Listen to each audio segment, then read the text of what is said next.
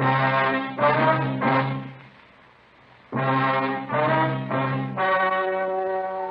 story you are about to hear is true. Only the names have been changed to protect the innocent. Fatima Cigarettes, best of all long cigarettes, brings you Dragnet.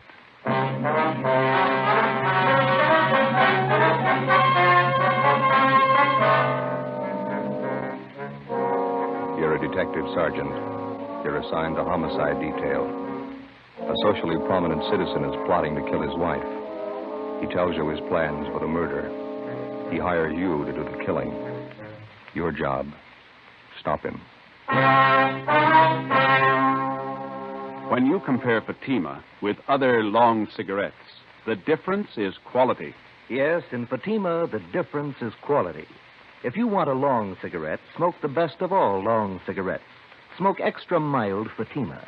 Fatima is the quality, king-size cigarette because it contains the finest Turkish and domestic tobaccos superbly blended. And Fatima is extra mild with a much different, much better flavor and aroma than any other long cigarette.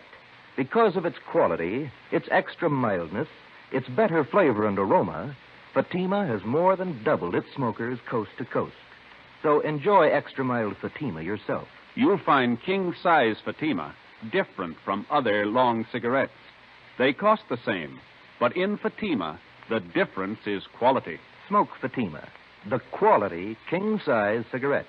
Best of all long cigarettes.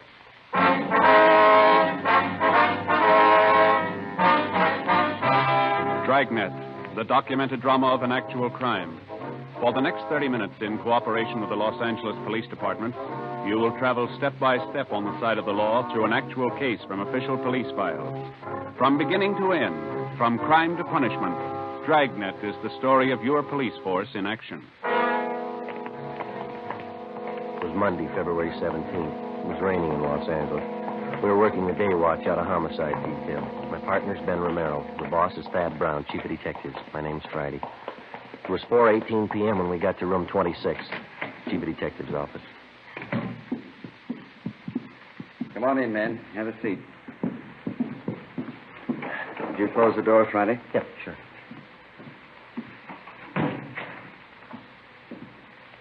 Captain Steed, Sergeant Romero, Sergeant Friday. I'd like to have you meet Special Agent Ray Kimball, Public Utilities Commissioner. Mr. Kimball. And his friend, Mr. Trudeau. How do you do? Trudeau? Oh, I see. Gentlemen, Mr. Kimball and Mr. Trudeau here have some important information to give us. Mr. Trudeau, would you like to repeat for these officers what you told us a few moments ago? Yes, sir. Well, a friend of mine wants me to kill his wife for him. I'm convinced he means to go through with the thing. Naturally, it goes without saying that Kimball here will back up the veracity of the story. Well, Mr. Trudeau, who is your friend? How long have you known him? His name's Charles Stone. Guess maybe you heard of him. Owns a string of warehouses around town. I used to work for him. Oh, yeah, go ahead. Well, the other day he called me and asked me if I was working. I told him no. Then he asked me to meet him in front of the public library. And that was last Saturday afternoon. But did you meet him? Yes, I did. And he took me to a bar in the neighborhood, started telling me all about his troubles at home. Mm-hmm. He said his wife was stepping out on him, running around with other men. Well, we had quite a few drinks, and I guess I thought that's what accounted for it. What's that, Mr. Trudeau? Well, he leaned toward me and he said, here's the dope. The wife and I haven't been getting along well at all for about a year. She's stepping out with some other guy on me, and to make a long story short, well, that's when he told me. I see. He said, I want to lose her. What do you say? Well, I told him I didn't quite get the drift of the thing, and then he said, I want my wife killed. I'll pay you $1,000 for the job. Well, Mr. Trudeau, have you any idea why he contacted you on this thing? Well, I don't know, other than the fact that I hadn't been able to work for some time. He knew I needed the money pretty badly. As soon as I was sure he wasn't kidding about the murder, I told Mr. Kimball here, he's an old friend of mine. Yeah. He said the only thing to do was to take it to the police. Did this Mr. Stone make this proposition to you more than once? Yes, he did. Kept reminding me how much I could use the $1,000. Well, all I could say was that I knew his wife too well. I couldn't do it. And what did Stone say to that, sir? Said I had cold feet. Told me I was just like another man he'd lined up to kill his wife. Told me if I didn't want the job, he'd get someone else to do it. Do you think he might go for a substitute, Mr. Trudeau, one of our men? I don't know, Chief. There's only one thing I'm sure of. Yes, sir. He wants his wife dead. 4:42 p.m. The meeting in the chief of detective's office went on. A man by the name of Charles Stone wanted his wife murdered. He'd offered $1,000 for her death. He'd approached 2 men to do the job, and both had refused. From the information we'd received, we knew he wouldn't stop there. There are a lot of people who'd kill for $1,000. It was only a matter of time till he found one. A plan was formulated, and Ben and I were assigned to the case. 5 p.m. Together with Captain Steed and Mr. Trudeau, we left Thad Brown's office and went down the hall to homicide. In your last meeting with Stone, Mr. Trudeau, you refused outright to have anything to do with his plan to have his wife murdered. Is that right? That's right. Did you leave any opening at all?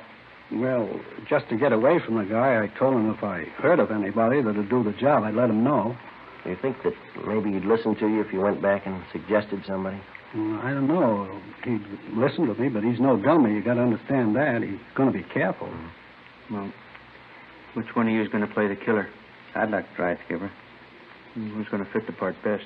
Trudy here just told you that Charles Stone's no pushover. I don't know, Captain. This officer here... Me? Yeah, no offense, but I'd sure peg you for a cop. You would? Why's that? Well, I don't know. You just look like one, I guess. Well, Joe is a little closer to average height, weight. Yeah, that's what I mean, Captain. He doesn't look like a cop. All right. Now, Mr. Trudeau, you're willing to go along with us on this thing? Certainly, Captain. Anything I can do. You just tell me what you want. Well, just as soon as possible, we'd like to have you contact Mr. Stone. You'll know how to approach him so as not to make him suspicious. Yes, I think I can do that. Joe, how do you want to go about this? Well, I better use some kind of an alias. Let's see, Matson. Joe Matson. Mm-hmm. How about Kelly? Just plain Kelly. That's fine with me. Good. Now, how about your background, then? Better get that straight with Mr. Trudeau here. Well, suppose I tell him I'm from Phoenix, huh? If I know that town pretty well, he might ask me some questions about it. Okay. And now, how'd you happen to know Trudeau, the Army? Did you ever serve in the Army, Mr. Trudeau? Yes, sir. 42 to 45. CBI fitter. All right. Well, we served together in the Army, huh? Let's make it in China. Quartermaster Corps, all right? All right. And now, Mr. Trudeau, this is all you'll have to do. Set up a meeting with Stone as soon as possible. Introduce Friday as the man who's willing to do the job for him, an old Army friend. Then step out of the picture as quickly as you can. All right, Captain. I understand. It goes without saying, we certainly appreciate your cooperation. And not at all, sir. Only glad I'm in a position to help out. You'll probably save that woman's life. I wish I could be sure. How do you mean, Trudeau? The last time I saw Charlie Stone was 3 days ago. Maybe he's hired somebody else.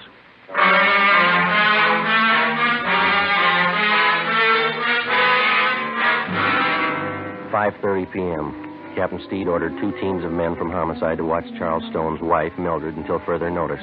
For her own protection, she'd be kept under 24-hour surveillance without her knowledge. We checked the eye bureau to see what we could find on Charles Stone. He owned a gun, a .32 Smith & Wesson revolver. That's all we found. He had no criminal record. We knew of him only as a social figure from a prominent family, and supposedly he was happily married. He owned and operated a chain of 6 warehouses throughout Los Angeles. His business reputation was good. Captain Steed ordered that Charles Stone also be placed under 24-hour surveillance immediately. He would be kept under watch without his knowledge. Ben Romero and Gil Encinas were one of the teams assigned to tail him.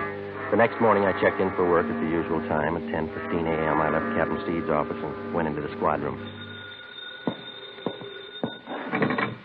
Homicide, Friday. This is Mr. Trudeau, Sergeant. I saw Charlie Stone a few minutes ago. Yes, sir. How'd it go? We talked about 20 minutes. I told him you might be willing to do the job. What'd he say? He wants to meet you. Before he hung up, Trudeau told me that Charles Stone would meet us that night in Section B in the grandstands at the midget auto races out near Santa Monica. I informed Captain Steed of the development, and then I left the office, went home, put away my gun and all my identification, changed into some old clothes. I boarded a bus and rode back downtown to the Skid Row area where I rented a single room in a cheap hotel. I signed the register J. Kelly, Phoenix, Arizona. 5:30 p.m. I went to Coken's Cafe on the corner of South Main and Satella Street. Captain Steed was waiting for me in one of the rear booths. Hi. Hi. You look like you're all set. How's the outfit strike you okay? Yeah, fine. That old leather jacket's a good touch. Oh, better let your beard grow a little. You all right? I rented a room in one of the hotels down here. I could use a little expense money. Glad you said a little. All right, I'll fix it up for you. Here's the phone number of the hotel in case you want to contact me. Good. One thing that's got me a little worried, Skipper. Yeah? The legal angle. You know, you can get pretty close to entrapment in cases like this. Well, nothing to worry about. You just play it straight down the line. Yeah? The idea for the crime has to originate in the mind of the criminal. It's got to be all his idea. You just go along with it. Okay. Be sure and keep us posted. Yes, I will. Murder of his wife means a lot to Stone. He wouldn't want anybody getting in his way. Yeah, be careful. That night I had dinner with Trudeau at a cafeteria on South Grand, and then we caught a bus and rode out to the stadium where they held the midget auto races. We found the seats where Charles Stone was to meet us, numbers 4 and 5, row 27, section B, main grandstand. The auto races started. At 10 minutes past 8 p.m., Charles Stone arrived. He looked like an average, prosperous businessman, well-dressed, medium build, dark hair that showed a few streaks of gray. Trudeau introduced us, and then he left. Where you from, Kelly? Phoenix? Like midget auto races? That's not why I came out here. Trudeau said something about a job. Sure. Guess he told you what it's about. Yeah? You ever handle anything like this before? I'd be a sucker to answer that one, wouldn't I? I just want to know if you could handle it. Trudeau told me about it. I wouldn't be here if I couldn't handle it. Delicate job. Gotta be sure it's done right.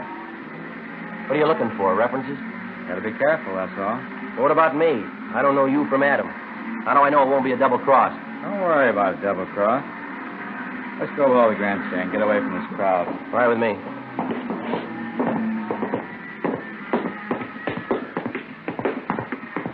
You haven't said anything about money yet. Plenty of time to talk money. I'd like to know. How much you want? Trudeau said 1,000. Yeah. When could you get it? When would you want it? Before? I'd be a dope to do the job without getting paid first. I'd be just as stupid to give it to you first. Say, can I buy you a hot dog, cold drink? Okay.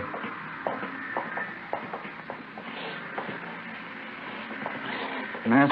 Yeah. One hot dog, couple of root beers. 1 dog, 2 beers. You like root beer? Sure. How about settling on the dough, huh? You do the job, you get paid. You can ask Trudeau if you like. He'll tell you I keep my word. Well, it's got to go fast, that's all. I may have a job lined up in Phoenix. I got to get that dough and some new clothes. Got to put up some kind of a front. That's why I need the dough fast, no waiting. You'll get your money. We can work out something. Hot dog, 2 root beers, 40. Mustard's on the counter. There you are. Thank you. Just move over there out of the way. Okay.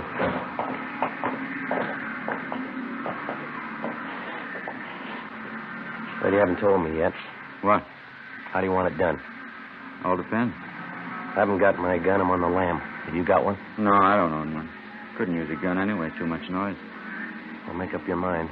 We'll meet tomorrow night. We can talk about it then.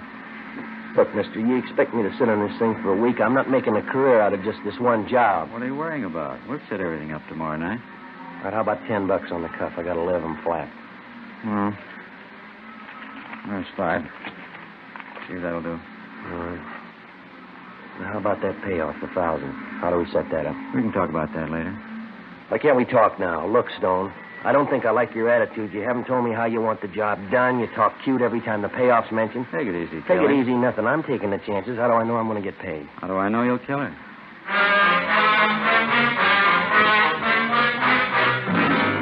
Before I left Charles Stone, we set up a meeting for the following night at 8 o'clock. I caught a bus and went back to the hotel room.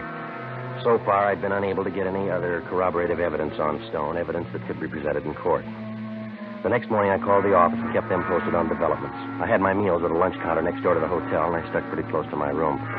At 2:30 that afternoon, Ben called. We tailed Stone to the midget auto races last night. Did you do any good? Well, not bad. It's going a little slow, though.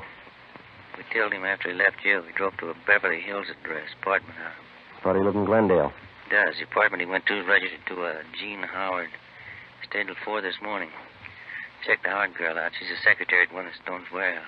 Oh, maybe that explains why Stone wants to get rid of his wife, huh? Here's one more thing. We tailed him to a gun shop this morning. Bought a couple of things, and after he's gone, we checked with the store clerk. Told us Stone bought a box of shells, 32 caliber. Same kind of gun he had registered in it, 32 S&W? Yeah. That's funny. Stone told me he doesn't own a gun. Doesn't look too good in my book. All right, now let's don't start worrying, huh? Don't trust him a dime's worth, Joe, that's all. All right. You want to check with me later on? I got to keep this line open. Yeah, all right. See you later. All right.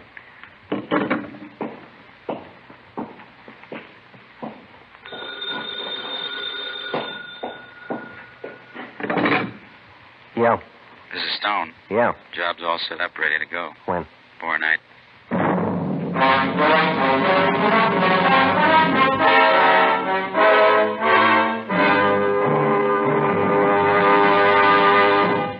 listening to Dragnet, the case history of a police investigation presented in the public interest by Fatima Cigarettes.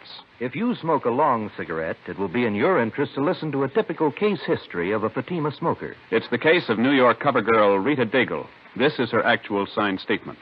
I find Fatima different from other long cigarettes. They cost the same, but in Fatima, the difference is quality. And they're extra mild. You see, Fatima is the quality king-size cigarette because it contains the finest Turkish and domestic tobaccos superbly blended. And Fatima is extra mild, with a much different, much better flavor and aroma than any other long cigarette. Because of its quality, its extra mildness, its better flavor and aroma, Fatima has more than doubled its smokers coast to coast. So enjoy king-size Fatima yourself. You will find king-size Fatima different from other long cigarettes. They cost the same, but in Fatima, the difference is quality. Yes, in Fatima, the difference is quality. Ask your dealer for Fatima, the quality king-size cigarette. Best of all, long cigarettes. Start enjoying Fatima tomorrow.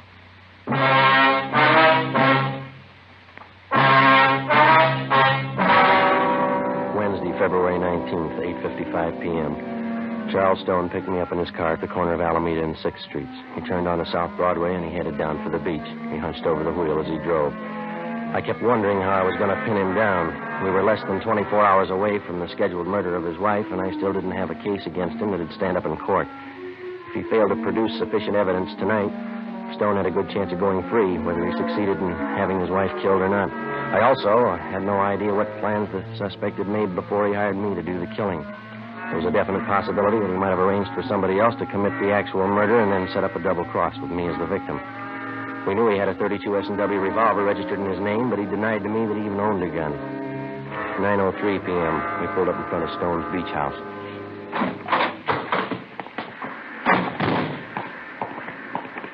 Most of the other homes around here are vacant, summer places.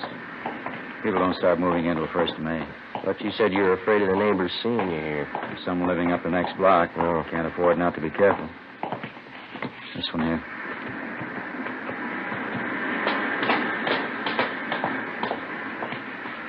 There's the front door key. See if you can work it. Well, I know how it works. You go ahead and open it. All right.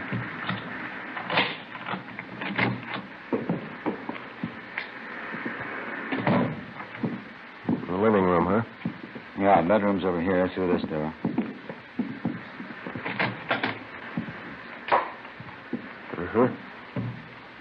All right, what's the story? Where do I start? My wife should be here about 6 o'clock tomorrow night. She'll be coming down alone to get the house ready for a weekend party. When do you want me here? About 4 in the afternoon. Here. Here's the key to the front door. Better pick it up and hand it to me, huh? Okay. Here you go. First thing you do when you get here is pull out all the drawers in the bedroom bureau, scatter things around, make it look as much like a burglary as you can. Yeah? Same here in the living room. Desk drawer, table, cupboards.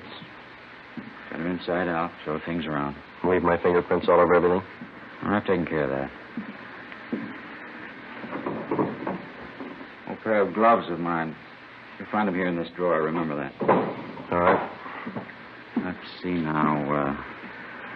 Oh, yeah, sash cord. I'm sure this ought to serve the purpose. Shouldn't have any trouble.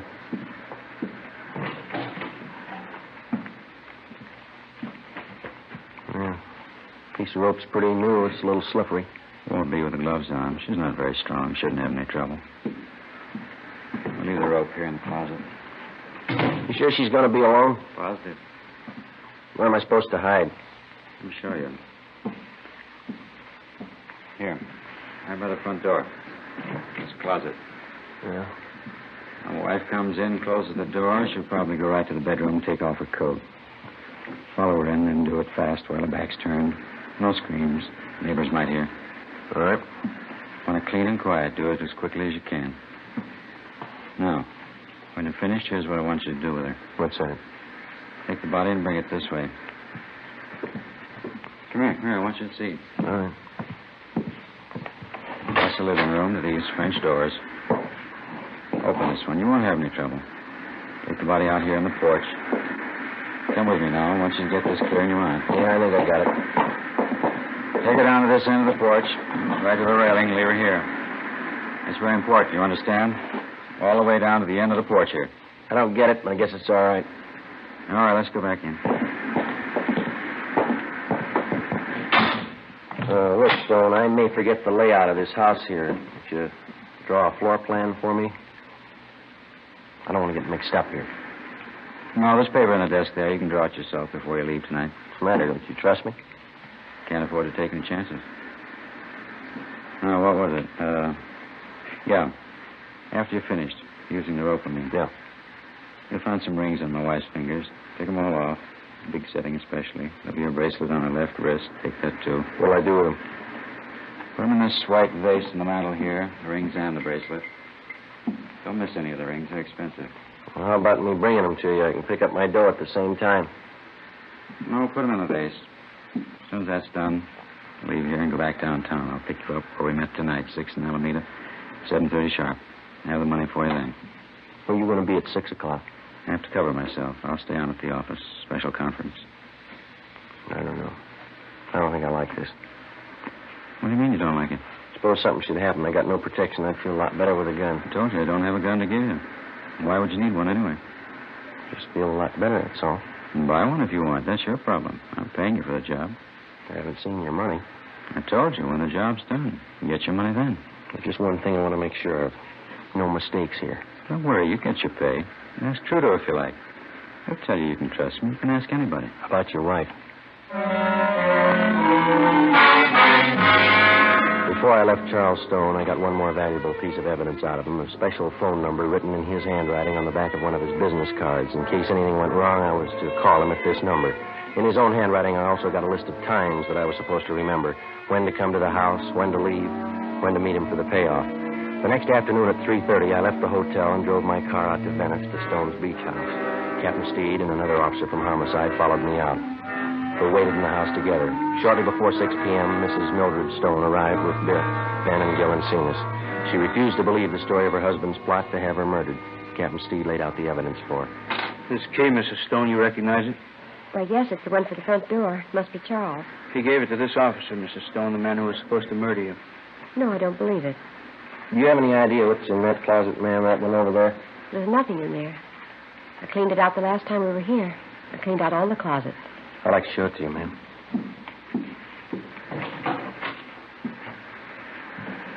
Piece of rope? I never saw that there before. Mr. Stone gave it to me. It was supposed to be the murder weapon. Just one more point, ma'am. Over here, please. Do you know what's in this drawer here? Empty. It has to be. We never keep anything in there. Only when we move down for the summer months. Joe? Right. A pair of your husband's old gloves. Is that right, ma'am? Well, why would they be there? What for? I was supposed to wear them while I was in the house so I wouldn't leave fingerprints. Do you mind if I sit down? Here you are. I'm sorry, Mrs. Stone. We know it's a terrible shock for you. I think you realize we had to tell you. It's all right. You've been very kind. You saved my life. I'm sorry now that happened. It would have been better if he'd succeeded. Much better. Take it easy, Mrs. Stone. The shame. Terrible, terrible shame. Is there anything I can do for him? He wanted to have you murdered, ma'am. I know that. He wanted me dead. Yes, ma'am. There's only one thing. Yeah? He's my husband, Sergeant. I love him.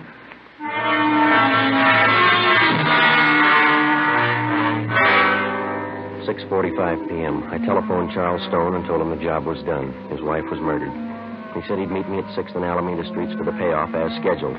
I waited. He failed to show up. At 7:30 p.m., Stone was placed under arrest as he parked his car in front of their Venice beach house.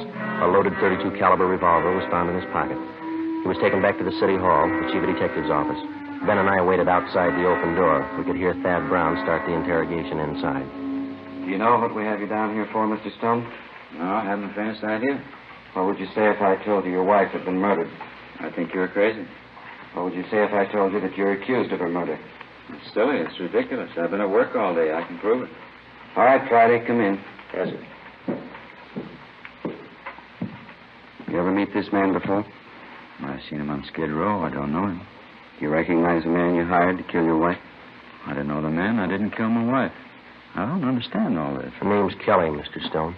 He's some fake officer, a Skid Row bum. I don't know him. I don't think that's going to make it, Stone. Both you and your wife have been tailed constantly for the last couple of days. Photographs taken. Midget auto races. 6th and Alameda. Beverly Hills apartment. Crazy. You don't know what you're talking about. Mike, would you send the lady in, please?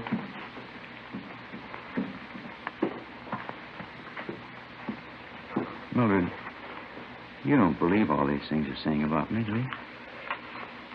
Here are the rings, Charles. The bracelet, too. I didn't realize how much you wanted them. I didn't mean it. I don't know what I was thinking of. There, Charles. There, it's all right now. You'll feel better in a few minutes. Yes, ma'am. That's all, Friday. Right.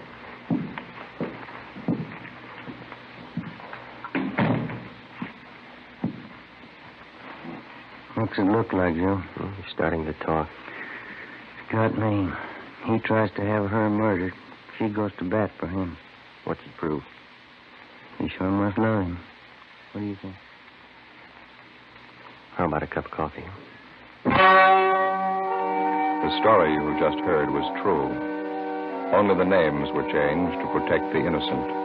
On May 2nd, trial was held in Superior Court, Department 89, City and County of Los Angeles, State of California. In a moment, the results of that trial. And now, here is our star, Jack Webb. Thank you. To the working detective, the difference between guilt and innocence is proof, in the form of physical evidence, in the form of testimony gathered from reliable witnesses. In determining any suspect's guilt or innocence, the difference is actual proof. Now, when you compare Fatima with other long cigarettes, the difference is quality, and Fatima is extra mild. If you're a long cigarette smoker like I am, smoke Fatima. You'll find Fatima different from other long cigarettes. They cost the same, but in Fatima, the difference is quality. Start enjoying Fatima tomorrow.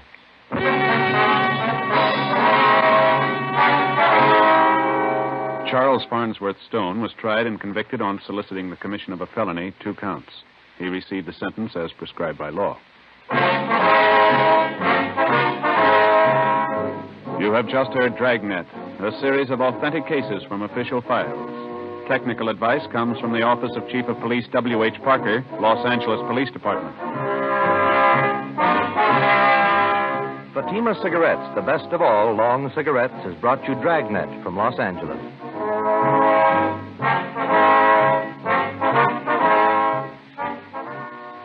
Hi, folks. This is Bob on the air for Chesterfield every Tuesday night. Consult your local paper for time and station Hope. And Bing, on the air for Chesterfield every Wednesday night, Crosby.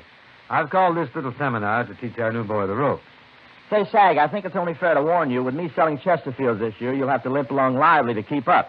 Oh, say, since when have you been any competition lover, boy? When we're in pictures together, who always gets the girl? Which only backs up the old saying, everybody loves a fat man. Seriously, friends, Skinflint and I, we do agree 100% on this. Chesterfields are milder. And they leave no unpleasant aftertaste. So always buy our cigarette, Chesterfield. The best cigarette for you to smoke. Hear Hope and Crosby Tuesday. Next, We the People on NBC.